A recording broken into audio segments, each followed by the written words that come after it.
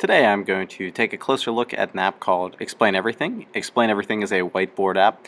It is a paid app, and there are several free options available out there like Doodle Buddy, Show Me, and EduCreations, but I feel that Explain Everything is, in terms of comparing them to these other apps, a little bit beyond what they can do. So I have an option to make a new one, or I can make one from a previously created template. As you can see here, I can click on previous photos from my camera roll, or if I really wanted to, I could go to Google Drive if I have some files there that I've already created.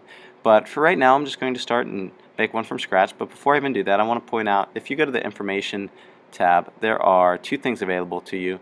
There is a little help guide to get you started, and there's also video links that the app developer has put together for you to get more comfortable in using this app.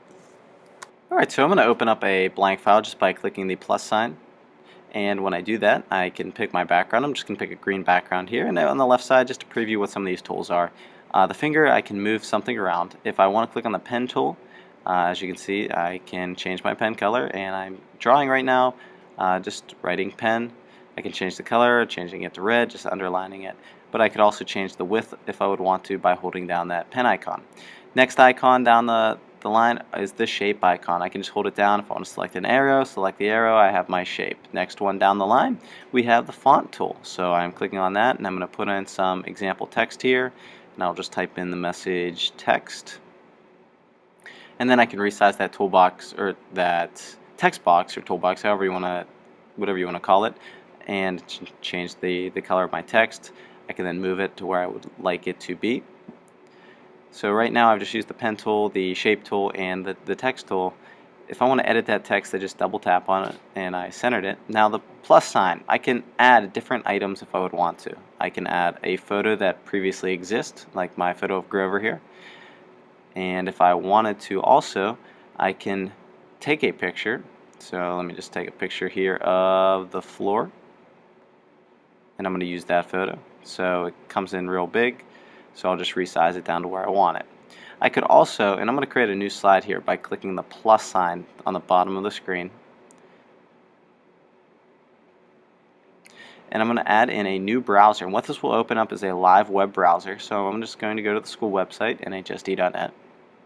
And so if I really wanted to demonstrate something to students and mark up an actual website, there we go. I'm just drawing right on top, pointing some things out. If I really wanted to put in a shape, I could as well. So I'm going to star something on this page, say that's really important. I could zoom in on that as well.